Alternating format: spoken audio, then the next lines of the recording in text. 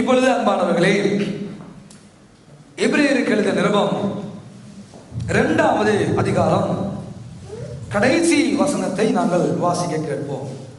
எபிரேயருக்கு எழுதிய நிருபம் 2வது அதிகாரம் கடைசி வசனத்தை நாங்கள் வாசிக்க கேட்போம்.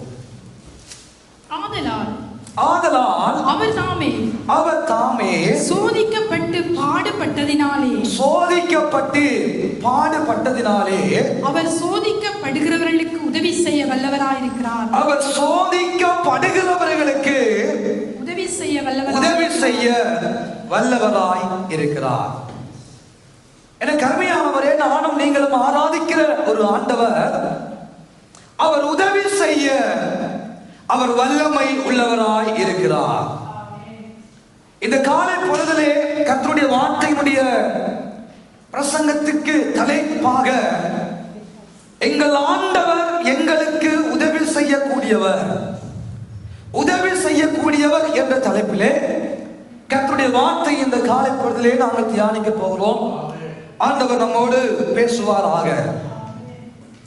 இன்றைக்கு ஒவ்வொரு மனிதனுடைய வாழ்க்கையிலும் ஏதோ ஒரு விதமான உதவி அல்லது தேவையோடு ஒவ்வொரு மனிதனும் இந்த உலகத்திலே வாழ்ந்து கொண்டுதான் இருக்கிறார்கள். ஆனால் சில காரியங்கள் சில மனிதனுடைய வாழ்க்கையிலே வந்தவுடனே யாரும் நமக்கு தேவையில்லை என்ற ஒரு உணர்வும் எண்ணமும் ஒவ்வொரு மனிதனையும் ஆட்டி படைக்கத்தான் செய்கிறது. சொல்லுவார்கள் சைசைகால் என்று சொல்லுவார்கள். யார் இருந்தாலும் என்ன, யார் இல்லாட்டியும் என்ன, அம்மா இருந்தாங்க, அப்பா இருந்தாங்க, கூட பிறந்தவன் இருந்தாங்க, சைசைகால் வார்த்தை பாவிக்க கூடாது. நான் வளமையாக சொல்லுகிற வார்த்தை இருக்கிறபடியினால் நான் அநேக கேள்விப்பட்டபடியினால் சொல்லுகிறேன். அப்படி சொல்லுகிறவர்களை பார்ப்பீர்களானால் ஒரு வருத்தம் வரும், ஒரு டாக்டர் தேவைப்படுவார். அப்படி சொல்லுகிறவர்களை பார்த்தால் ஒரு வருமான பிரச்சனை வரும், ஒரு வேலை தேவைப்படும். அப்படி சொல்லுகிறவர்களை பார்த்தால் ஏதோ ஒரு குறைவு வரும், ஏதோ ஒரு தேவை வருகிற பொழுது யாரோ ஒருவருடைய உதவியிலே தான் ஒவ்வொரு மனிதனும் தங்கி வாழுகிறார் என்பது ஆண்டவருடைய நியதியும் படைப்புமாக இருக்கிறது. ஆகவே நாம் யாரும் சொல்ல முடியாது எனக்கு யாரும் தேவையில்லை, யாரும் சொல்ல முடியாது. அது பெரியவர்களா இருந்தாலும் சரி, சிறியவர்களா இருந்தாலும் சரி, வாலிபர்களா இருந்தாலும் சரி, நம் எல்லாருக்கும் யாரோ ஒரு மனிதன் தங்கி வாழுகிறோம் என்பதுதான் நியதி. ஏனென்றால் ஆண்டவருடைய படைப்பும் சிருஷ்டிப்பும் அப்படிப்பட்டதாகவே இருக்கிறது. யாரோ ஒருவர் நம்மை பெற்று போடுகிறார்கள், யாரோ ஒருவர் நமக்கு பெயரை வைக்கிறார்கள், யாரோ ஒருவர் நமக்கு படிப்பை கொடுக்கிறார்கள், அந்த படிப்பு நிமித்தமாக யாரோ ஒருவர் நமக்கு வேலையை கொடுக்கிறார்கள், யாரோ ஒருவர் நிமித்தமாக வருமானத்தை பெற்றுக் கொள்கிறோம், யாரோ ஒருவர் நிமித்தமாக வருகிற வருமானத்தின் நிமித்தமாக யாரோ ஒருவர் நிமித்தமாக புகழை பெற்றுக் கொள்கிறோம், மதிப்பை பெற்றுக் கொள்கிறோம், யாரோ ஒருவர் நிமித்தமாக நாங்கள் சாகிறோம், செத்திருப்பதாக யாரோ ஒருவர் நிமித்தமாக அடக்கம் பண்ணப்படுகிறோம் என்பதுதான் கடவுளுடைய நியதியாகவே இருக்கிறது. அவ எந்த ஒரு மனிதனும் சொல்ல முடியாது மை கார் மை பெட்ரோல் என்று. ஏனென்றால் இந்த காரை செய்வதற்கும் மை கார் என்று சொல்லுவதற்கும் காரை செய்வதற்கு எத்தனையோ பேர் பாடுபட்டிருப்பார்கள். மை கார் மை பெட்ரோல் என்று சொல்லுவதற்கும் அதுக்கு பின்பதாக இந்த கனிய வளங்களை எடுத்து ஒவ்வொன்றாக பிரித்து அதுக்குள்ள பெட்ரோல், டீசல், மண்ணெண்ணெய் என்று சொல்லி எத்தனையோ பாகங்களாக பிரித்து கார் ஓடுவதற்கு பெட்ரோல் தேவை. அந்த பெட்ரோல் செய்தவன் ஒருவன் இருக்கிறான், யாரோ ஒருவன் நமக்கு தேவை. அன்பானவர்களே, ஏதோ ஒரு விதத்தில் ஒவ்வொரு மனிதனும் தங்கி வாழ வேண்டிய நிலைப்பாட்டுக்குள்ளேதான் நாம் கடந்து போகிறோம் என்பதுதான் உண்மை. ஆனால் ஏனோ தெரியவில்லை, சற்று படிப்பு, சற்று வருமானம், சற்று சுகபல சௌபாக்கியம், சற்று ஆசீர்வாதங்கள் வந்த பொழுது நம்முடைய வாழ்க்கையிலே, நம்முடைய மனசுக்குள்ளே யாரும் நமக்கு தேவையில்லை என்ற ஒரு பெருமிதமும் ஒரு மமதையும் வந்துவிடத்தான் செய்கிறது. அதிலே ஆவிக்குரிய கிறிஸ்தவர்களும் தோற்று போய்விடுகிற நிலைமையை நாங்கள் பார்க்கிறோம். எனவே அன்பானவர்களே, இந்த காலை பொழுதே கர்த்தருடைய வார்த்தை நமக்கு என்ன சொல்லுகிறது? ஆதலால் அவர் தாமே சோதிக்கப்பட்டு பாடுபட்டதினாலே அவர் சோதிக்கப்படுகிறவர்களுக்கு உதவி செய்ய வல்லமை உள்ளவராய் இருக்கிறார். நம்முடைய ஆண்டவர் யார்? சோதிக்கப்படுகிறவர்களுக்கு எங்கள் ஆண்டவர் உதவி செய்ய அவர் வல்லமை உள்ளவராய் இருக்கிறார். அவர் வல்லமை உள்ளவராய் இருக்கிறார். எதற்கு வல்லமை உள்ளவராய் இருக்கிறார்? எதற்கு வல்லமை உள்ளவராய் இருக்கிறார்? உதவி செய்ய வல்லமை உள்ளவராய் இருக்கிறார். ஏன் உதவி செய்ய வல்லமை உள்ளவராய் இருக்கிறார்? அவர் எல்லா நம்முடைய நிலைமைகளுக்குள்ள கடந்து போனார் என்பதுதான் உண்மை. அவர் பரீட்சிக்கப்பட்ட கல்லாக, அவர் சோதிக்கப்பட்ட கல்லாக, எல்லாராலும் எல்லாவற்றாலும் புடமிடப்பட்ட கல்லாக அவர் எல்லா சூழ்நிலைக்குள்ளும் கடந்து போனபடியினால் நானும் நீங்களும் போகிற எல்லா சூழ்நிலைக்கும் அவருக்கும் தெரியும். அது ஒருவேளை வருமான பிரச்சனையாக இருக்கட்டும், வாழ்வாதார பிரச்சனை இருக்கட்டும், சுகாதார பிரச்சனை இருக்கட்டும், அது எப்பேற்பட்ட குடும்ப நல பிரச்சனை இருக்கட்டும், எல்லா பிரச்சனைகளுக்கும் அவர் முகம் கொடுத்தார். என் ஆண்டவரும் கடந்து போனார். என் ஆண்டவரும் அந்த பிரச்சனைகள் மூலமாக சோதிக்கப்பட்டார் என்பதுதான் உண்மை. அவர் சோதிக்கப்பட்டார் என்பதுதான் யதார்த்தம். அவரும் சோதிக்கப்பட்டார் என்பதுதான் சத்தியம். பிரியமானவர்களே, அவர் நானும் நீங்களும் ஆராதிக்கிற எங்கள் ஆண்டவர், எங்கள் தெய்வம், எங்கள் கடவுள், அவர் சோதிக்கப்பட்டவர். சொல்லுங்க எல்லாரும், அவர் சோதிக்கப்பட்டவர். உலகத்தால் சோதிக்கப்பட்டவர்.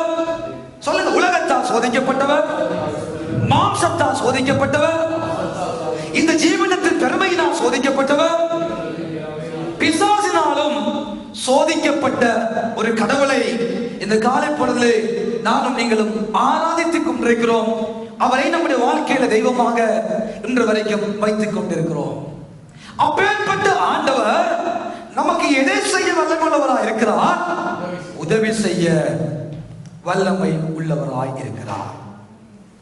அவர் உதவி செய்ய வல்லமை உள்ள ஒரு கடவுள். எப்பேற்பட்ட நிலைமைகள் நமக்கு வந்தாலும், எப்பேற்பட்ட சூழ்நிலைக்கு நாம் முகம் கொடுத்தாலும், அவர் எல்லா சூழ்நிலைக்குள்ளும் கடந்து போனவரையா, அவர் எல்லா சூழ்நிலைக்குள்ளும் நடந்து போனவர், நெருப்புக்குள்ளே கடந்து போனவர், தண்ணிக்கு மேல நடந்து போன ஒரு ஆண்டவரை தெய்வமாக நானும் நீங்களும் கொண்டிருக்கிறோம். சாத்ராக், மேசாக், ஆபேத்நேகோடு நெருப்புக்குள்ளே கடந்து போனவர், நெருப்புக்குள்ளே உலாவின தெய்வம், நெருப்புக்குள்ளே வாழ்ந்த தெய்வம், நெருப்பை உண்டாக்கின தெய்வம். அவரால் இந்த உலகம் உண்டாக்கப்பட்டது.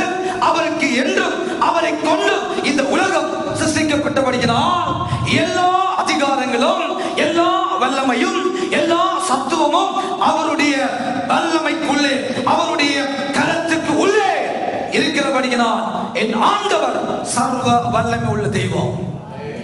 அவர் உதவி செய்ய இந்த காலை பொழுதிலே நமக்கு வல்லமை உள்ளவராய் இருக்கிறார். எந்த சூழ்நிலையாக இருந்தாலும் நமக்கு ஒரு நம்பிக்கை வர வேண்டும். என் ஆண்டவர் எனக்கு உதவி செய்ய வல்லமை உள்ளவராய் இருக்கிறார். நான் ஆராதிக்கிற ஆண்டவர் என்னை விடுதலையாக்க, என்னை சுகப்படுத்த, என்னுடைய நிலைமையை மாற்ற, என் சூழ்நிலைமையை மாற்ற, எனக்கு தேவையான சமாதானம், சந்தோஷம், நிம்மதியை தர என் ஆண்டவர் வல்லமை உள்ளவராய் இருக்கிறார். ஒரு நாள் அன்பானவர்களே, ஆசா என்று சொல்லுகிறதான ஒரு ராஜா இப்பொழுது இருக்கிறதான இஸ்ரவேலிலே யூதா தேசத்தை அவன் ஆட்சி செய்து கொண்டிருக்கிற ஒரு அழகான ஒரு காலத்தை 2 நாளாகம புத்தகத்திலே 14வது அதிகாரத்திலே ஆண்டவர் நமக்கு எழுதி வைத்துள்ளார். அந்த மனிதன் ஒரு நாள் அவன் யூதா தேசத்தை ஆட்சி செய்து கொண்டிருக்கிற பொழுது ஒரு நாள் எத்தியோப்பியன் ஆகிய ராஜா என்ன செய்கிறான்? இந்த ஆசாவுக்கு விரோதமாக சேரா என்று சொல்லப்பட்ட ராஜா இந்த ஆசா என்ற ராஜாவுக்கு விரோதமாய் ஒரு பெரிய படையோடு, ராணுவங்களோடு, ரதங்களோடு அவன் யுத்தம் செய்யும்படியாக கடந்து வருகிறான். தேசம் அழகாக போய்கொண்டிருக்கிறது. தேசம் சமாதானமாக இருக்கிறது. அங்கே உள்நாட்டு உற்பத்திகள் அதிகரிக்கிறது. தேசத்தின் எங்களுடைய பாதுகாப்பு நலங்கிறது. ராணுவ வீரர்கள் அதிகரிக்கிறார்கள், ராணுவ படைப்பலங்கள் அதிகரிக்கப்படுகிறது, ராணுவ போர் உபகரணங்கள் தயாரிக்கப்படுகிறது. தேசம் ஒரு அழகான நிலைமையில, ஆசீர்வாதமான நிலைமையில யூதேயா தேசம் கடந்து போய் கொண்டிருக்கிறது. ஆனால் திடீரென்று ஒரு மனிதனாகிய அந்த சேராக் என்று சொல்லப்பட்டதான எத்தியோப்பிய ராஜா பலத்த ராணுவங்களோடும் பெரிய ராணுவங்களோடும் பெரிய படைபலங்களோடும் பெரிய அதிகாரங்களோடும் சர்வ ஆயுதங்களோடும் அவன் இந்த ஆசா என்ற ராஜாவுக்கு விரோதமாக அவன் யுத்தம் செய்யும்படியாக அணிவகுத்து நிற்கிற காட்சியை ஆவியானவர் நமக்கு எழுதுகிறார். 2 நாளாகமம் 14வது அதிகாரம் 11வது வசனத்தை நாங்கள் வாசிக்க கேட்போம். 2 நாளாகமம் வாசிங்க. ஆசா தன் தேவனாகிய கர்த்தரை நோக்கி ஆசா தன் தேவனாகிய கர்த்தரை நோக்கி கூப்பிட்டு, கர்த்தாவே கர்த்தாவே பலன் உள்ளவனுக்கு ஆகிலும் பலன் உள்ளவனுக்கு ஆகிலும் பலனற்றவனுக்கு ஆகிலும் பலனற்றவனுக்கு ஆகிலும் உதவி செய்கிறது மக்களே, உதவி செய்கிறது மக்களே லேசான காரியம். எங்கள் தேவனாகிய கர்த்தாவே, எங்கள் தேவனாகிய கர்த்தாவே எங்களுக்கு துணை நில்லும், எங்களுக்கு துணை நில்லும். உம்மை சார்ந்து உம்முடைய நாமத்தில் ஏராளமான இந்த கூட்டத்துக்கு எதிராக வந்தோம். உம்மை சார்ந்து ஏராளமான இந்த கூட்டத்துக்கு எதிராக நாங்கள் வந்திருக்கிறோம். இந்த கூட்டத்துக்கு எதிராக வந்தோம். கர்த்தாவே, கர்த்தாவே நீர் எங்கள் தேவன், நீர் எங்கள் தேவன். மனுஷன் உம்மை மேற்கொள்ள விடாமல், மனுஷன் உம்மை மேற்கொள்ள விடாமல் என்று இந்த ஆசா ராஜா அந்த ஆண்டவரை நோக்கி முறையிட்டான் என்று வேதம் சொல்லுகிறது. என்ன சொல்லுகிறான்? ஆண்டவரே, பலன் உள்ளவனுக்கு ஆகிலும் பலன் அற்றவனுக்கு ஆகிலும் உதவி செய்வதப்பா, உதவுவது, உதவிக்கரம் கொடுப்பது உமக்கு லேசான காரியம். உமக்கு லேசான காரியம் என்ன? உதவி செய்வது. நீ பலன் உள்ளவனுக்கு மாத்திரம் அல்ல, பலன் அற்றவனுக்கு ஒரு ஆண்டவராகவே இருக்கிறீர். நீ பலன் அற்றவனுக்கு உதவி செய்கிறவர் மாத்திரம் அல்ல, பலன் உள்ளவனுக்கு ஆகிலும் பலன் அற்றவனுக்கு ஆகிலும் என் ஆண்டவர் உதவி செய்ய போதுமானவராய் இருக்கிறார். ஆகவே நாங்கள் உண்மை சார்ந்து கொள்ளுகிறோம் என்று விண்ணப்பித்தார். ஆனால் அன்பானவர்களே, நடந்தது என்ன தெரியுமா? அந்த சேராவையும் அந்த ஏராளமான அந்த கூட்டத்தையும் நாயடி பேயடி அடித்து நொறுக்கி அவர்களை கொள்ளையடித்தார்கள் என்று வேதம் சொல்லுகிறது. அவர்களை கொள்ளையடித்தார்கள். ஒரு மனிதன் தேவனை சார்ந்து கொண்ட பொழுது, ஒரு மனிதன் தேவனை நம்பின பொழுது, ஒரு மனிதன் தேவனை விசுவாசித்தால், ஆண்டவரே நீர் எனக்கு உதவி செய்ய போதுமானவராய் இருக்கிறார். அது எப்பேற்பட்ட மனிதனாக இருந்தாலும், எப்பேற்பட்ட கூட்டங்கள் எனக்கு எதிராக வந்திருந்தாலும், நான் என்னுடைய ஆயுதத்தை நம்பவில்லையப்பா, நான் என்னுடைய போர் ஆயுதங்களை நம்பவில்லை, நான் என்னுடைய ராணுவத்தை நம்பவில்லை, நான் என்னுடைய கூட்டத்தை நம்பவில்லை, நான் என்னோடு இருக்கிறவர்களை நம்பவில்லை, நான் உங்களை நம்புகிறேன் அப்பா, நான் உங்களை விசுவாசிக்கிறேன் ஆண்டவரே, நான் உங்களை நோக்கி பார்க்கிறேன் ஆண்டவரே, எனக்கு உதவி செய்யும் என்று கேட்ட பொழுது என் ஆண்டவர் அந்த ஆசாவுக்கு உதவி செய்தார். அந்த ஆசாவுக்கு உதவி செய்த அதே ஆண்டவர் இந்த மதிய வேளையிலே எங்கள் ஆண்டவராயும் இருக்கிறார். விசுவாசிக்கிறீங்களோ இல்லையோ, அதை ஏற்றுக்கொள்கிறீர்களோ இல்லையோ, ஆசாவின் ஆண்டவர் என்னுடைய ஆண்டவர். சொல்லுங்க, அதை கேளுங்க. ஆசாவின் ஆண்டவர் எங்கள் ஆண்டவர். ஆசாவின் ஆண்டவர் என் ஆண்டவர், என் குடும்பத்தின் ஆண்டவர், என் சபையின் ஆண்டவர், என்னுடைய ஆண்டவர். ஆசாவின் ஆண்டவர் என் ஆண்டவர். காரணம் அன்பானவர்களே, காரணம் அன்பானவர்களே, ஆசா தனக்கு உண்டானவர்கள் மேல நம்பிக்கை வைக்கல. ஆசா தனக்கு இருக்கிற ராணுவ பலம், தனக்கு இருக்கிற ராணுவ தளவாடங்கள், தனக்கு இருக்கிற ஆசீர்வாதம், தனக்கு இருக்கிற சொத்து, தனக்கு இருக்கிறதான போர் ஆயுதங்கள், ராணுவ வீரர்கள் மேல ஆசா நம்பிக்கை வைக்கவே இல்லை. இந்த காலை பொழுதிலே அந்த கருமையான தேவனுடைய பிள்ளைகளே, ஆனால் நாம் பல தடவைகளில், ஒரு நாட்களில், ஒரு காலங்களில் எல்லாவற்றையும் பார்க்கிலும் ஆண்டவரை நம்பி இருப்போம். என் ஆண்டவர் எனக்கு உதவி செய்வார், என் ஆண்டவர் என்னை விடுதலையாக்குவார், என் ஆண்டவர் எனக்கு அற்புதம் செய்வார், என் ஆண்டவர் என்னை ஆசீர்வதிப்பார் என்று ஆண்டவரை நாங்கள் சார்ந்து கொள்ளுகிற விதம் அழகாக இருக்கும். ஆனால் ஆண்டவரை சார்ந்து கொள்ள சார்ந்து கொள்ள சார்ந்து கொள்ள ஆண்டவர் நம்முடைய வாழ்க்கையில வேலையாக இருக்கட்டும், வருமானமாக இருக்கட்டும், குடும்ப சமாதானமா இருக்கட்டும், குடும்ப ஆசீர்வாதங்களா இருக்கட்டும், ஆசீர்வாதங்களை நம்முடைய ஆண்டவர் தர தர தர தர பல தடவைகளில் ஏனோ தெரியவில்லை, நம் ஆண்டவரிடம் பெற்றுக்கொண்டதான உதவியை பார்க்கிலும் ஆண்டவரை நம்பி ஆண்டவரை சார்ந்து கொண்டு ஆண்டவரை பெற்றுக்கொண்ட உதவிகள் நன்மைகள் மேல் நம்முடைய பார்வையும் நம்முடைய எண்ணமும் நம்முடைய நம்பிக்கையும் போகிறபடினால் பல தடவைகளில் ஆண்டவர் நமக்கு உதவி செய்ய முடியாமல் போய்விடுகிறது. அம்மா ஐயா, ஆண்டவர் பல தடவைகளில் நமக்கு உதவி செய்ய முடியாமல் போவதற்கு எங்கள் ஆண்டவர் காரணம் அல்ல, மாறாக ஆண்டவர் நம் வாழ்க்கையில் தருகிற ஆசீர்வாதங்கள் காரணமாக மாறிவிடுகிறதை என் வேதம் சொல்லுகிறது. அன்பானவர்களே, இந்த ஆசா எவ்வளவோ காரியங்கள் இருந்தும் ஒன்றையுமே பாராமல், ஒன்றின் மேலே நம்பிக்கை வைக்காமல் நன்றாய் வாழ்ந்து தேவனிடமிருந்து உதவியை பெற்றுக் கொண்டவன், தேவனிடமிருந்து நன்மையை பெற்றுக் கொண்டவன், தேவனிடமிருந்து ஆசீர்வாதங்களை பெற்றுக் கொண்டவன் 14வது 15வது 16வது அதிகாரங்களிலே போகிற பொழுது அவன் என்ன செய்கிறான்? அவன் என்ன செய்கிறான்? ஆண்டவரை மறந்து, ஆண்டவர் செய்த உதவியை மறந்து, ஆண்டவர் செய்த நன்மையை மறந்து, ஆண்டவர் செய்த நன்மையான காரியங்களை மறந்து ஞான திருஷ்டிக்காரனாகிய அனானி என்பவன் ஒருவன் வருகிறான். ஒரு நாள் அந்த அவன் வருவதற்கு முன்பதாக இந்த யூதேயா தேசத்திலே ஆட்சி செய்து கொண்டிருந்த ஆசா வடதேசமாகிய இஸ்ரவேல் தேசத்திலே பாசா என்று சொல்லுகிறவன் ஆட்சி செய்து கொண்டிருக்கிறான். அந்த பாசா என்ன செய்கிறான்? கீழே இருந்ததான ஆசாவுக்கு விரோதமாய் எழும்பி இந்த ஆசாவுக்கு எதிராக யுத்தம் செய்ய வருகிற காட்சியை என் வேதம் காண்பித்துக் கொடுக்கிறது. வருகிற பொழுது என்னமா நடக்கிறது? இவன் என்ன செய்கிறான்? ஒரு காலத்துல, ஒரு நாளில, ஒரு வேளையில ஆண்டவரை சார்ந்து கொண்டவன் இந்த ஆசா பெனாதாத்தின் ராஜாவை சார்ந்து கொள்ளுகிற ஒரு நிலைமை 15வது 16வது அதிகாரங்களில் நடக்கிறது. யார் அந்த ராஜா? அவன் தமஸ்குவின் ராஜா. எத்தியோப்பிய ராஜா சேரா வருகிற பொழுது பெனாதாத்தை சார்ந்து கொள்ளவில்லை, பெனாதாத்தை உண்டாக்கின ஆண்டவரை சார்ந்து கொண்டான். ஆனால் வடதேசமாகிய பாசா ஒரு குறிப்பிட்ட ராணுவங்களோடு இவனுக்கு எதிராக யுத்தம் செய்ய வருகிற பொழுது சார்ந்து கொண்டவரை, உதவி செய்தவரை விட்டு, உதவி செய்தவரை மறந்து, உதவி செய்தவரை அந்த உதவியை மறந்து இப்பொழுது பெனாதாத் என்பவனை நம்பினான், தமஸ்கு ராஜாவை நம்பினான்.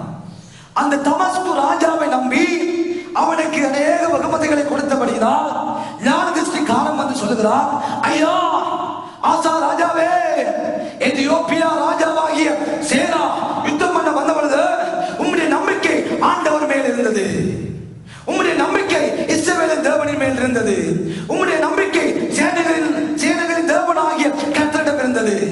ஆனால் பாசாவுக்கு எதிராக வந்த பொழுது, ஐயா ஆசாவே, நீ பெனாதாத்தை நம்பி விட்டீரே, நீ பெனாதாத்தை சார்ந்து விட்டீரே.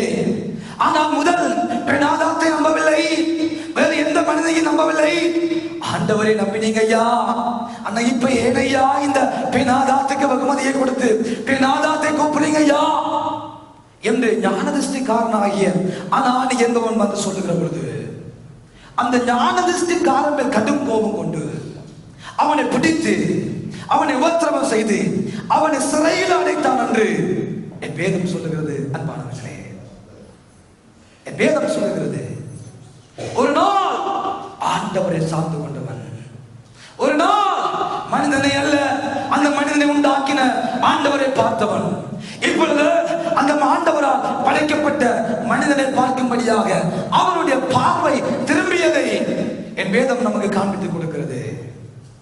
எந்த சூழ்நிலையிலும், எந்த நேரத்திலும், எந்த ஒரு மனிதனையும் சார்ந்து கொள்ளாமல் இருப்பீர்களாக. எந்த சூழ்நிலையிலும், எந்த நேரத்திலும், எந்த காலத்திலும் எந்த ஒரு மனிதனையும் சார்ந்து கொள்ள பல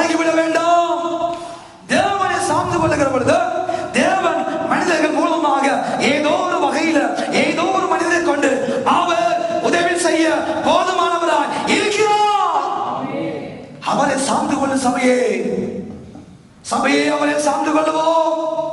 இது கடைசி காலம், நாம் நீங்களும் வாழுகிற காலம் கடைசி காலம். எந்த ஒரு மனிதனையும் நம்பாதீங்க, எந்த ஒரு மனிதனையும் சார்ந்து கொள்ளாதீங்க. நமக்கு எல்லா காலத்திலும் உதவி செய்ய வல்லமை உள்ளவர் எங்கள் ஆண்டவர் மாத்திரமே. இன்றைக்கு நாம் பார்க்கிற மனிதர்களிடம் இருக்கிற வல்லமையம்மா வயது போக போக நாளைக்கு குறைந்து விடும். இன்றைக்கு மனிதர்களிடம் நாம் பார்க்கிற அன்பு நாளைக்கு இல்லாமல் போய்விடும். அன்பு வம்பாக மாறிவிடும். இன்றைக்கு அவசரத்தில் ஓடி வந்து நமக்கு உதவி செய்யக்கூடிய மனிதன் நாளைக்கு இல்லாமல் போய்விடுவான். எந்த ஒரு மனிதனையும் நம்பாதீங்க. ரட்சிக்க திராணி இல்லாத எந்த மனிதனையும் நம்பாதீங்க. ரட்சிக்க திராணி இல்லாத எந்த ஒரு பிரபுக்களையும் நம்பாதீங்க என்று என் வேதம் சொல்லுகிறது. நம்முடைய வாழ்க்கையில நமக்கு உதவி செய்யக்கூடிய ஒரு ஆண்டவர் மாத்திரமே. எல்லா வல்லமையும் அவருக்குள்ளே தான் இருக்கிறது. எல்லா அதிகாரமும் அவருக்குள்ளே தான் இருக்கிறது. எல்லா கர்த்தத்துவங்களும் அவருக்குள்ளே தான் இருக்கிறது. ஆண்டவர் நமக்கு உதவியை செய்யக்கூடியவர். அவர் மீறி அனுப்பியும் நமக்கு உதவி செய்யக்கூடியவர். அம்மா கழுதையை அனுப்பியும் கழுதையும் வாயை திறந்தும் பேசி உதவி செய்யக்கூடியவர். ஐயா காகத்திடம் இறைச்சியை கொடுத்து கொண்டே கொடு என்று காகத்தின் மூலமாகவும் போஷிக்கக்கூடியவர் நம்முடைய ஆண்டவர். எந்த ஒரு மனிதனையும் நம்பாதீங்க. ஆசா பெண்ணாதாத்தை நம்பினபடியினால் நாசமாய் போனான். ஆரம்பத்தில் ஆண்டவரை நம்பி நல்லா இருந்தான். ஆரம்பத்தில் ஆண்டவரை நம்பி ஆண்டவர் பல வெற்றி படிகளில் அவனை நடக்க வைத்தார். ஆனால் அந்த மனிதன் அந்த ஆண்டவரை நம்ப வேண்டியவன் மனிதனை நம்பினபடினால் ஆண்டவர் அவனை கைவிட்டார். ஆண்டவரை நம்ப வேண்டியவன் பெண்ணாதாத்தை நம்பினபடினால் அவன் நம் பெண்ணாதாத்தை நம்பினபடினால் தேவனுடைய கோபம் அவன் மேலும் கடந்து வந்தது. வாலிபர்களே, வயோதிபர்களே, தேவனுடைய பிள்ளைகளே, எல்லா சூழ்நிலைக்கும் நம்முடைய ஆண்டவர் மாத்திரமே ஆண்டவர். அவர் சோதிக்கப்பட்டு அவர் பாடுபட்டதினால் சோதிக்கப்படுகிற எனக்கு, சோதிக்கப்படுகிற உங்களுக்கு அவர் உதவி செய்ய வல்லமை உள்ளவராய் இருக்கிறார். கரங்களை தட்டி அவருக்கு நன்றியை சொல்லுங்க. எந்த சூழ்நிலையிலும் எந்த நேரத்திலும் உங்களுக்கு உதவி செய்யக்கூடியவர் அவர் மாத்திரமே, அவர் மாத்திரமே. ஸ்திரீயானவள் தன் கர்ப்பத்தின் பிள்ளைக்கு இறங்காமல் தன் பாலகனை மறப்பாளோ? அவள் மறந்தாலும் அவர்கள் மறந்தாலும் நான் உன்னை மறப்பதில்லை என்று என் ஆண்டவர் வாக்கு கொடுத்திருக்கிறார். பெற்றவள் மறந்து போகலாம், பெற்றவர்கள் மறந்து போகலாம், உடன் பிறந்தவர்கள் மறந்து போகலாம், உண்டாக்கினவர் மறக்க மாட்டார். நம்மை உண்டாக்கினவர் மறக்க மாட்டார். நம்மை உருவாக்கினவர் மறக்க மாட்டார். நமக்கு ஜீவ சுவாசத்தை ஊதினவர் அம்மா அல்ல, அப்பா அல்ல, உடன் பிறந்தவர் அல்ல, சொந்தக்காரன் அல்ல. என் தேவன் ஜீவ சுவாசத்தை நம் நாசில ஊதினார். அப்பொழுது மனிதன் ஜீவ ஆத்மாவாக மாறினான். ஜீவ ஆத்மாவாக மாறியதற்கு காரணம் எங்கள் ஆண்டவர். எங்கள் ஆண்டவர் நாசியில சுவாசத்தை வைத்தவர் எங்கள் ஆண்டவர். நாசியில சுவாசத்தை வைத்தவர் சொல்லுகிறார், நாசியிலே சுவாசம் உள்ள மனிதனை நம்பாத. எண்ணப்படுவதற்கு அவனுக்கு மாத்திரம். நாசியில சுவாசத்தை வைத்தவர் தான் சொல்லுகிறார், நாசியில சுவாசம் உள்ள மனுஷனை நம்பாத, நம்பாத. அது எந்த பெரிய பாசலா இருக்கட்டும், அது எந்த பெரிய போசலா இருக்கட்டும், எந்த பெரிய மூப்பனா இருக்கட்டும், எந்த பெரிய வயவனா இருக்கட்டும், நம்பாத, நம்பாத, நம்பாத. நம்பப்படக்கூடியவர் நம்முடைய ஆண்டவர். அவருக்குள்ளே தான் நம்ம வல்லமை இருக்கிறது. அவருக்குள்ளே தான் வல்லமை இருக்கிறது.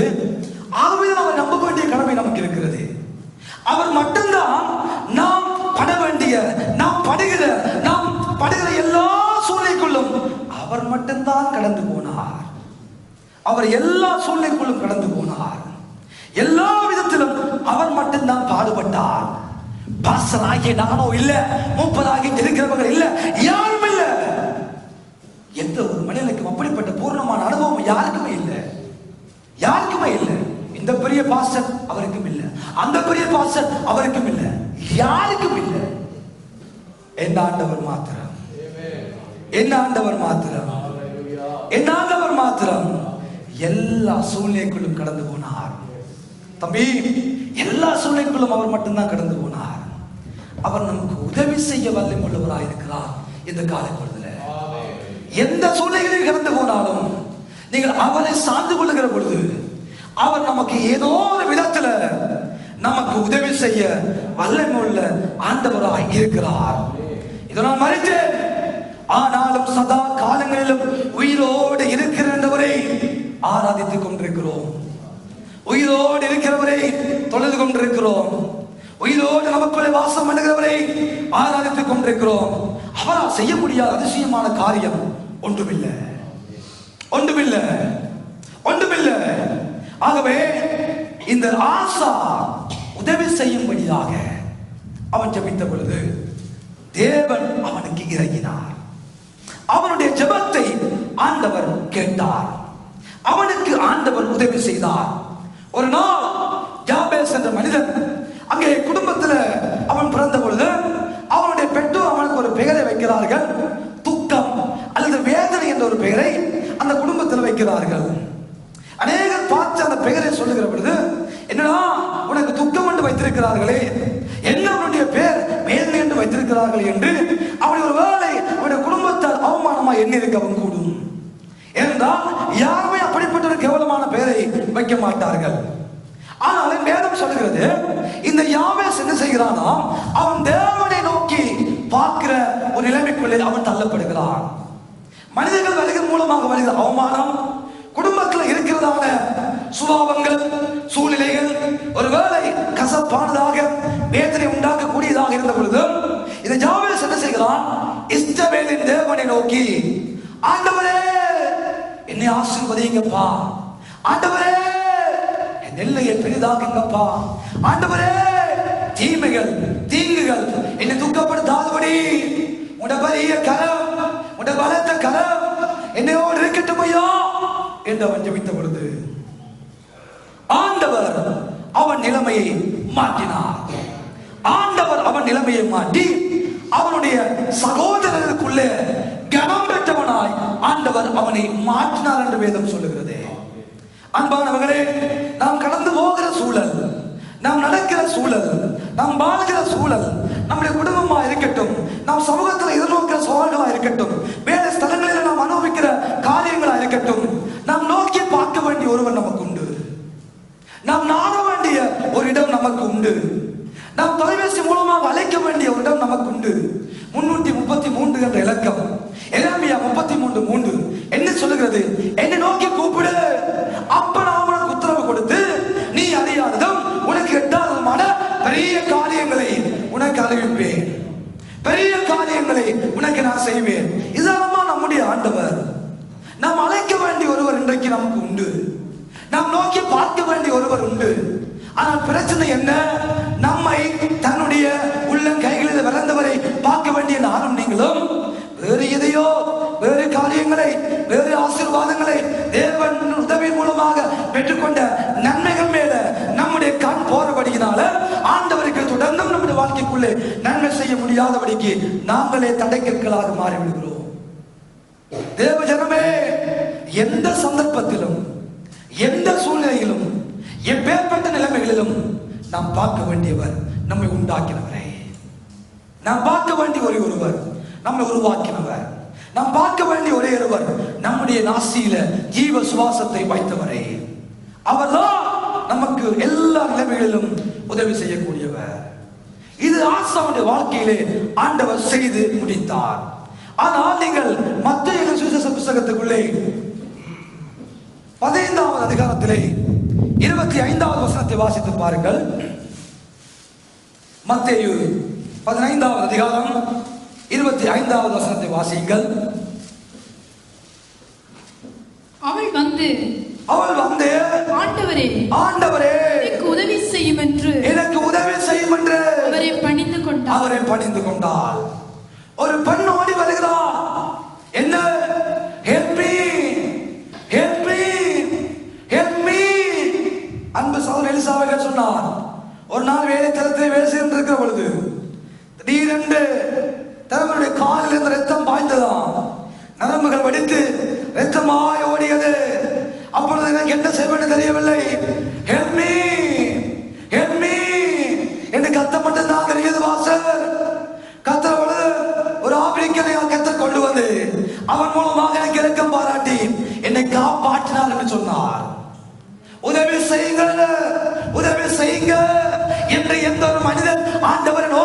ஆண்டவர் உதவிக்காக ஓடுகிறானோ, ஆண்டவர் அந்த மனிதனுக்கு உதவி செய்ய இன்றைக்கும் உயிருள்ளவராக இருக்கிறார். எந்த சூழ்நிலையில் ஆலயத்துக்குள்ள வந்திருக்கலாம், எப்பேற்பட்ட நிலைமையோடு தேவ சமூகத்துக்குள்ள வந்திருக்கலாம்.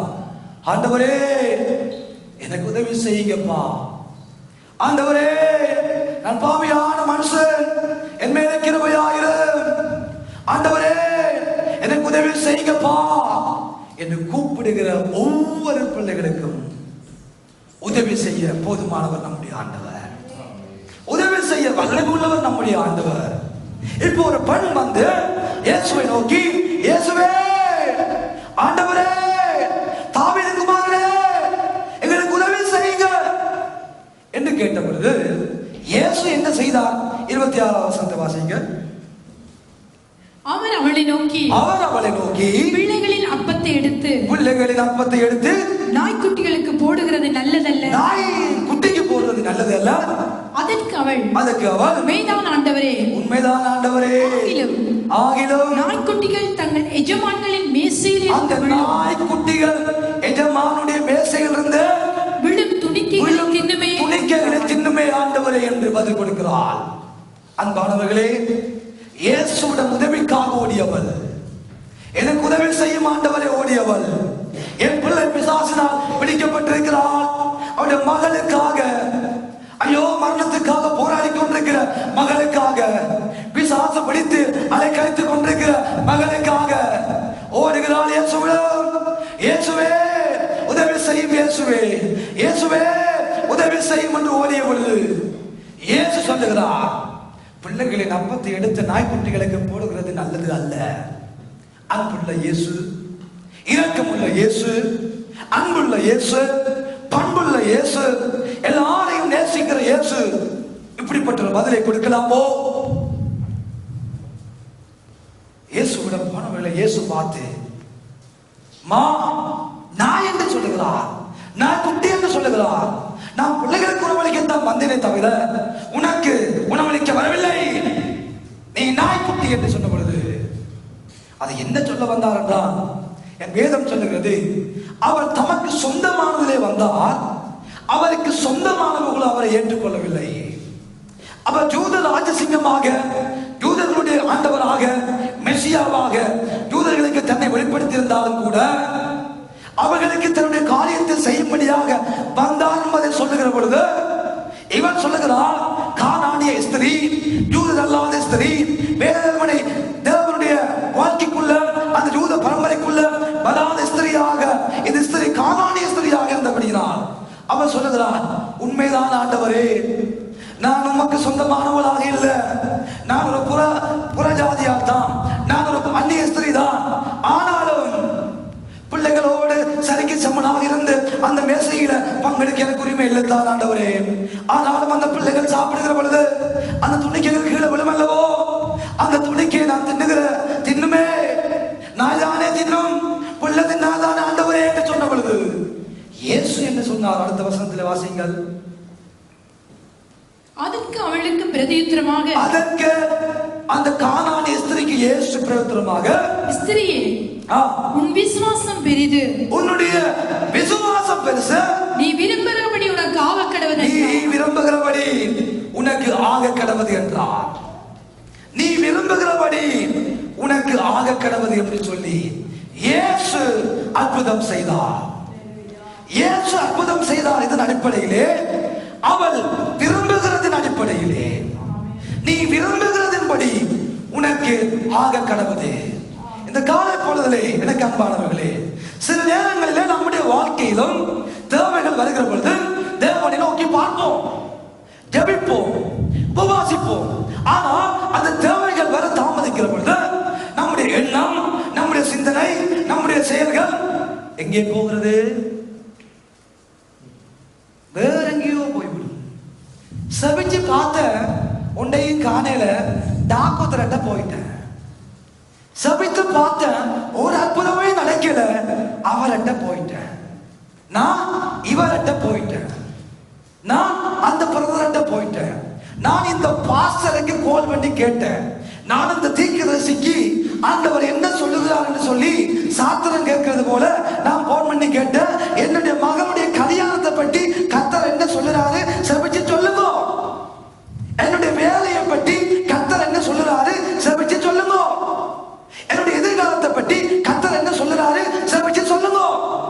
சாத்திரம் கேட்கிறவர்களாய் பல தடவைகளிலே ஒவ்வொரு ஆவிக்குரிய கிறிஸ்தவனுடைய சூழ்நிலை மாறிவிடுகிறது.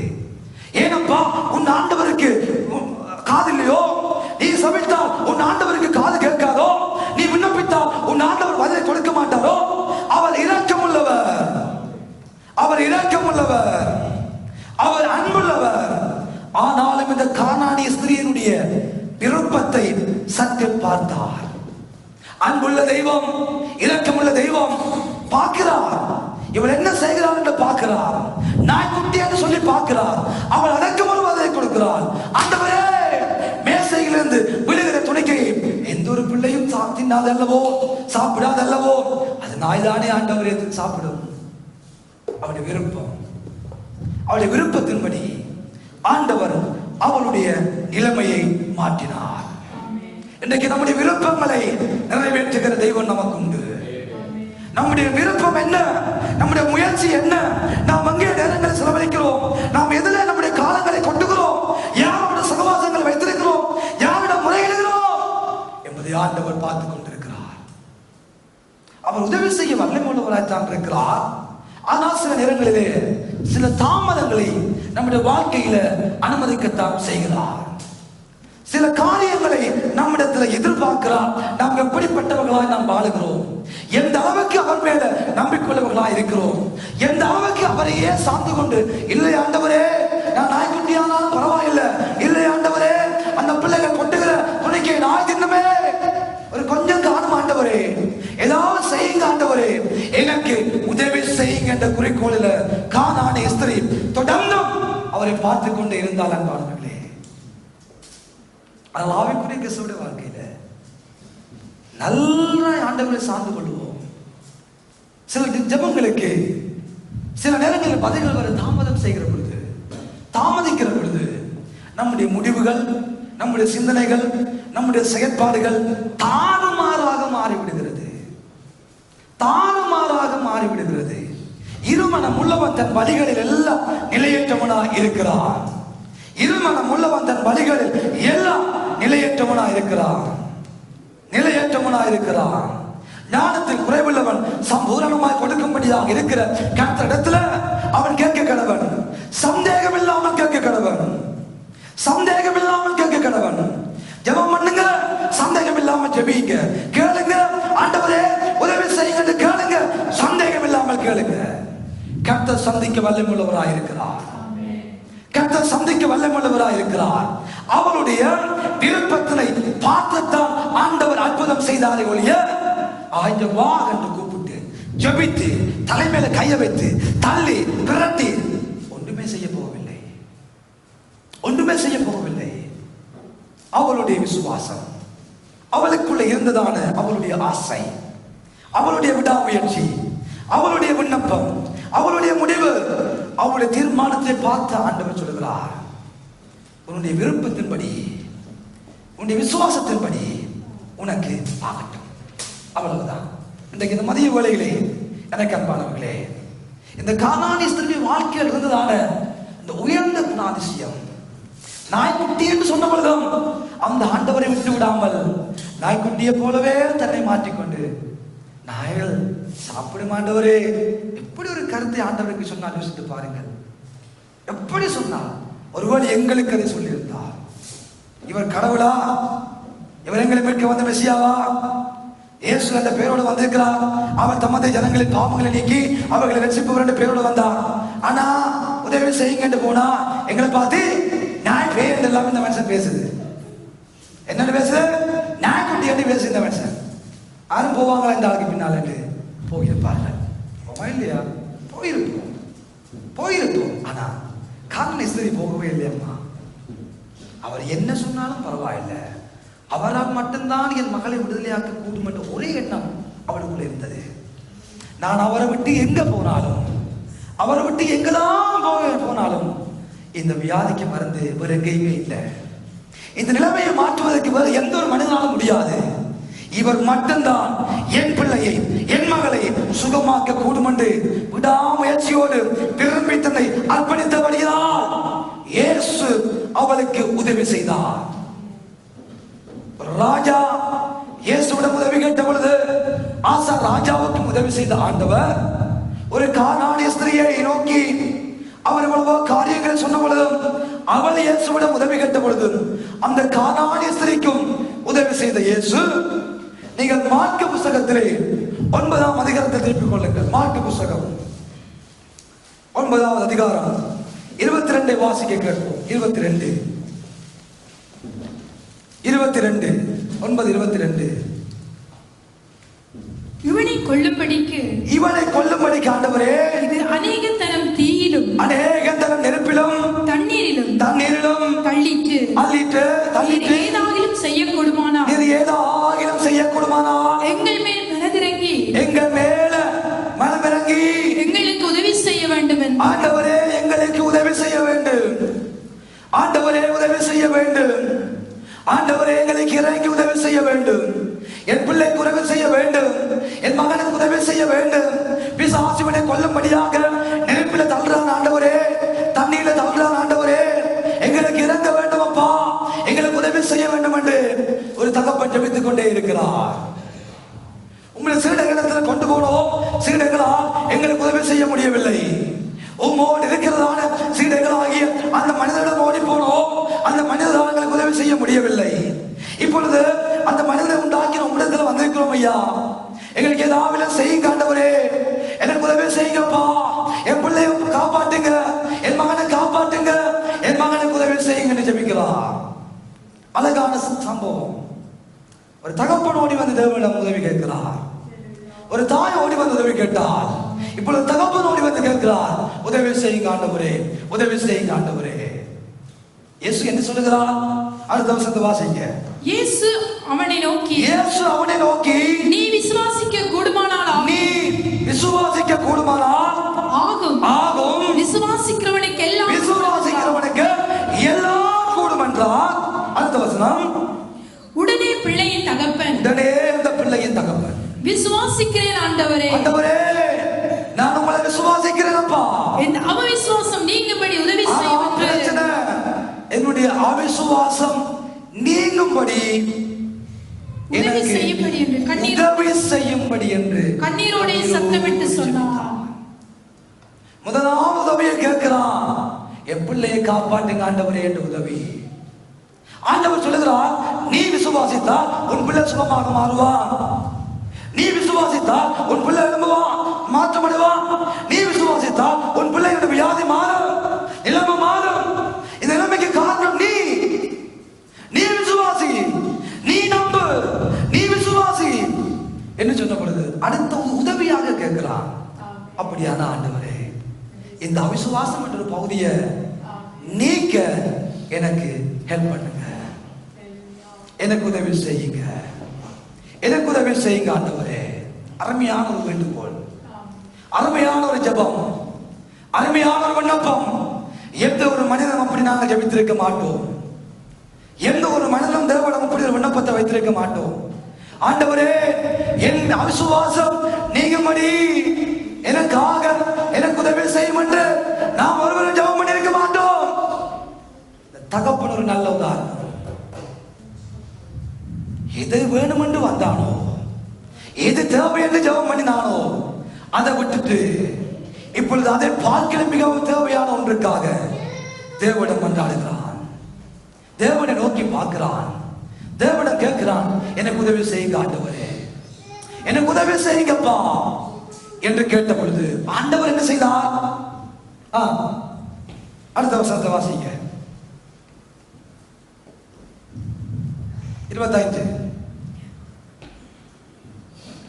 அப்பொழுது ஜனங்கள் கூட்டமாய் ஓடி வருகிறதை இயேசு கண்டு அந்த அசுத்த ஆவியை நோக்கி ஊமையும் செவிடுமான ஆவியே இவனை விட்டு புறப்பட்டு போ, இனி இவனுக்குள் புகாதே, நான் உனக்கு கட்டளையிட்டேன். ஆண்டவர் கட்டளையிட்டார். இவன் கேட்டது என்ன? இதை கேட்டான். சொல்லுங்க, அவிசுவாசம் நீங்கும்படி உதவி செய்யுங்க என்று கேட்டான். இயேசு கையை வச்சு என்ன செய்திருக்க வேண்டும்? சொல்லுங்க. எதை கேட்டான்? அவிசுவாசத்துக்காக ஜெபிங்க ஆண்டவரே. இயேசு என்ன செய்தார்? இயேசு பிசாசை எதிர்க்கிறார். அப்ப நன்றாய் கவனிங்க. இயேசு கையை பிடித்து தலையை வச்சு இயேசுவின் நாமத்தினால பிதாவே இவன் அவிசுவாசத்தை நீக்கிங்க ஆண்டவரே, இவனுக்குள்ள விசுவாசம் வரட்டும் ஆண்டவரே என்று ஜெபிக்கல. ஜெபிக்கவே இல்லை. இயேசு நேரடியாக பிசாசை கட்டளையிடுகிறார். வெளியாலோ குழப்பங்கள் உண்டாக்குற பொல்லாத ஆவியே போவழியால, நினைப்புகளை தள்ளி இந்த பிள்ளையை கொலை செய்ய நினைக்கிற ஆவியே போவழியால, தண்ணிக்குள்ள தள்ளி ஒரு உயிரை எடுக்க நினைக்கிற ஆவியே போவழியால. இயேசு ஆவியை எதிர்த்தார். இயேசு ஆவிக்கு கட்டளையிடுகிறார். பொல்லாத பிசாசை கட்டளையிடுகிறார். போ, இனி வாழ்க்கையில் எதிர்ப்புல வந்துவிடக் கூடாது. அதிகாரம் உடையவராய் வல்லமை உடையவராய் செயல்பட்டு எது தேவையோ இயேசு அதை அந்த அவனுடைய வாழ்க்கையில நிறைவேற்றினார். அதுதான் ஆண்டவர், நம்முடைய ஆண்டவர். 8ஆம் அதிகாரம் 26வது வசனம் சொல்கிறது, அந்தபடி நம்முடைய ஆவியானவரும் நம்முடைய பலவீனங்களில் உதவி செய்கிறவராய் இருக்கிறார். ஒவ்வொரு மனிதனுடைய பலவீனங்கள் எதுவா இருந்தாலும் அந்த பலவீனங்களிலே உதவி செய்ய ஒரு கடவுள் உண்டு. அம்மா, நம்மோடு இருக்கிற மனிதன், ஐயா நம்மோடு பழகிற மனிதன் நம்முடைய பலவீனங்களை சொல்லி சொல்லி சொல்லி நோகடிப்பான், நாளடிப்பான். நம்மை உண்டாக்கினவர், பலவீனங்களில் உதவி செய்யும்படியாக நம்மோடு இருக்கிறவர், நமக்கு உதவி செய்யக்கூடியவர், நம்மை ஆசீர்வதிக்க கூடியவர், நம்மை விடுதலையாக்க கூடியவர். அவர்தான் என் இயேசு, அவர்தான் என் ஆண்டவர். சொந்தம் என்று சொல்லிக்கொள்ள யாரும் இல்லை ஆண்டவரே. எல்லாம் போலி, எல்லாம் வேஷங்கள், எல்லாம் நடிப்பு, எல்லாம் முகமூடி வாழ்க்கை. ஒவ்வொரு மனிதனுக்கு ஒவ்வொரு விதமான முகமூடி, ஒவ்வொரு நேரத்துக்கு ஒவ்வொரு விதமான முகமூடி, எல்லாம் நடிப்பு. இயேசுதான் நமக்கு சொந்தமானவர், இயேசுதான் நமக்கு நிரந்தரமானவர், இயேசுதான் நம்முடைய சொத்து. அவரை மாத்திரம் அண்டிக் கொள்ள தேவ ஜனமே. எந்த ஒரு மனிதையும் சார்ந்து விடாதீர்கள். நம்முடைய ஆண்டவருக்கு தான் தெரியும் நம்முடைய பலவீனம் என்ன என்று. ஒருவேளை விண்ணப்பங்களாய் அல்லது நம்முடைய பலவீனங்களை மனிதர்களுக்கு சொல்லும் பொழுதுதான் மனிதர்களுக்கு தெரியும் நம்முடைய பலவீனம். ஆனால் நம்முடைய ஆண்டவருக்கு தெரியும், சொல்லாமலே தெரியும் அம்மா ஐயா நம்முடைய பலவீனம். அந்த பலவீனத்தில் உதவி செய்யும்படியாக எங்களை தேடி வந்தவர் எங்கள் இயேசு. எங்களுக்காக மரித்தவர் எங்கள் இயேசு. எங்களுக்காக அடி வாங்கினவர் எங்கள் இயேசு. எங்களுக்காக ரத்தம் சிந்தினவர் எங்கள் இயேசு. எங்களுக்காக மரித்தவர் எங்கள் இயேசு. எங்களுக்காக மரித்தவர், அடி வாங்கினவர், உண்மையை சொல்லியவர், விழாவில குற்றவாளி ஏற்றுக்கொண்டவர், காலி அந்த துப்பினவர்களும் அதையும் ஏற்றுக்கொண்டவர் என் இயேசு. உங்களுக்காக யாரும் அவமானத்தை ஏற்றுக்கொள்ளவில்லை. உங்களுக்காக யாரும் சிலுவைக்கு போகவில்லை. உங்களுக்காக யாரும் ரத்தம் சிந்தவில்லை. உங்களுக்காக யாரும் உண்மையை சொல்லவில்லை. எல்லாம் சுயநலமான உறவுகள், எல்லாம் போலியான உறவுகள், எல்லாம் நடிப்பு உறவுகள், எல்லாம் முகமூடி உறவுகள். நம்பாதீங்க. இயேசுவை பிடிங்கம்மா வாழ்க்கையில. யார் வருமானாலும் இருக்கட்டும், இயேசுவை இருக்க பிடிங்க. உங்க இயேசுவை உங்க வாழ்க்கையில் இருக்க பிடிங்க. சார்ந்து கொள்ள வேண்டியவர் அந்த இயேசு மாத்திரம்தான். நாம் சார்ந்து கொள்ள வேண்டியவர், நாம் நம்ப வேண்டியவர், நாம் பின்பற்ற வேண்டியவர் நாங்கள் ஆராதிக்கிற எங்கள் தேவனாகிய ஜீவனுள்ள தேவனாகிய கர்த்தராகிய இயேசு மாத்திரமே. அவரை மட்டும் பிடிங்க, அவரை மட்டும் பாருங்க, அவரை மட்டும் நோக்கி பாருங்க, அவரை சார்ந்து கொள்ளுங்க, அவரிடம் போங்க, அவரிடம் மாத்திரம் சொல்லுங்க, அப்பா என் அவிசுவாசம் நீங்க எனக்கு உதவி செய்யுங்கப்பா. உதவி செய்யக்கூடியவர். நாம் வேண்டிக் கொள்ள வேண்டியது இன்னது என்று அறியாமல் இருக்கிறபடியால் வாக்கு கடங்காத பெருமூச்சுகளோடு நமக்காக ஒரு ஜெபம் பண்ணி இருக்கிறார். நாம் வேண்டிக் ஜெபிக்கவே நமக்கு தெரியாது, எதுக்கு சபிக்கிறேன்னு தெரியாது. ஆனாலும் நம்முடைய பலவீனங்களில் உதவி செய்யும்படியாக நம்முடைய பலவீனங்களில் ஆவியானவர் உதவி செய்கிறார். அது எந்த பலவீனமா இருக்கட்டும், நம்முடைய பலவீனத்தில் ஆவியானவர் மாத்திரம் தான் உதவி செய்யக்கூடிய. அந்த பலவீனத்தில் உதவியை செய்யக்கூடிய அந்த ஆவியானவர் சொல்கிறார், நாங்கள் வேண்டிக் கொள்ள வேண்டியது இன்னது என்று, இதுதான் அவிசுவாசம் நீங்கும்படி ஜெபிங்கப்பா என்று கூட நமக்கு தெரியுதில்ல. நாம் வேண்டிக் கொள்ள வேண்டியது இன்னது என்று அறிவு நமக்கு இல்ல. எதற்காக ஜெபிக்கணும், எதற்காக விண்ணப்பிக்கணும், எதற்காக வாசிக்கணும் அறிவில்லை ஆண்டவரே. நாம் வேண்டிக் கொள்ள வேண்டியது இன்னது என்று அறியாதிருக்கிறபடியால் வாக்கு கடங்காத பெருமூச்சுகளோடு உங்களுக்காக, எனக்காக, எங்கள் பிள்ளைகளுக்காக, எங்கள் குடும்பங்களுக்காக, எங்கள் சபைக்காக விண்ணப்பிக்கும் ஆவியானவர் உண்டு. விண்ணப்பிக்கிறவர் உண்டு. எல்லா விதத்திலும் சோதிக்கப்பட்டு பாடுபட்டவர் உண்டு. சோதிக்கப்படுகிறவர்களுக்கு உதவி செய்ய வல்லவராய் இருக்கிறார். அந்த ஆண்டவரை நம் வாழ்க்கையில பிடித்துக் கொள்வோம். எப்பேற்பட்ட சூழ்நிலைகள் வந்தாலும் அவரை விட்டு விடாதபடி, அவருக்கு நமக்கும் இருக்கிற உறவிலே விரிசல் வந்து விடாதபடி, அவருக்கு நமக்கும் இருக்கிற ஐக்கியத்துல பிளவு வந்து விடாதபடி அதை மட்டும் காத்துக்கொண்டீங்கள் என்றால் அவர் அழகாய் நம்மை நடத்துவார். அவர் அழகாய் நம்மை ஆசீர்வதிப்பார். அவர் அழகாய் நம்முடைய பலவீனத்தில் உதவி செய்து, வாலிப பிள்ளைகளே நன்றாய் கவனிங்க. உங்கள் பலவீனங்களில் உதவி செய்யக்கூடியவர்கள் இன்றைக்கு உங்களுக்கு இருக்கிற நண்பர்கள் அல்ல, நண்பிகள் அல்ல. நீங்கள் நெருங்கி பழகிறவர்கள் ஒரு நாளும் உங்களுக்கு உதவி செய்ய மாட்டார்கள். நீங்கள் நெருங்கி பழகிறவர்கள், உங்கள் பலவீனங்களை அறிந்தவர்களே உங்களுக்கு ஒரு நாள் குழிகளை வெட்டுவார்கள் என்பதை மறந்து போயிடாதீங்க. யாரை நம்பி அதிகமாக ரகசியங்களை சொல்றீங்களோ, பலவீனங்களை சொல்லுகிறீங்களோ, அவர்களே உங்களுக்கு முதல் குழியை வெட்டுவார்கள். அவர்களே உங்களுக்கு முதல் ஆப்பை உங்கள் வாழ்க்கையில வைப்பார்கள். ஆகவே எந்த சூழ்நிலையிலும், எந்த நேரத்திலும் எந்த மனிதனை நம்பாமல் மனிதனை உண்டாக்கின கர்த்தரை நம்புவோம். அவருடைய வார்த்தைக்கு கீழ்ப்படிவோம். அவர் மாத்திரமே நமக்கு உதவி செய்யக்கூடியவர் என்ற நம்பிக்கையோடு இதுவரைக்கும் ஓடிக்கொண்டிருக்கிறதான இந்த கிறிஸ்தவ வாழ்க்கையை, ஜீவியத்தை நம்பிக்கையோடு ஓடுவோம். நாதர் அருணாத இயேசு அவர் எங்களை பத்திரமாய் பாதுகாத்து இம்மைக்குரிய ஆசீர்வாதங்களினால் மாத்திரமல்ல, மறுமைக்குரிய ஆசீர்வாதங்களினாலும் எங்களை ஆசீர்வதித்து உயர்த்த அவர் போதுமானவராய் இருந்தார், இருக்கிறார், இனிமேலும் அவர் இருக்க போகிறார். கர்த்தர் தாமே உங்களை ஆசீர்வதிப்பாராக. எழுதின போகிறோம்.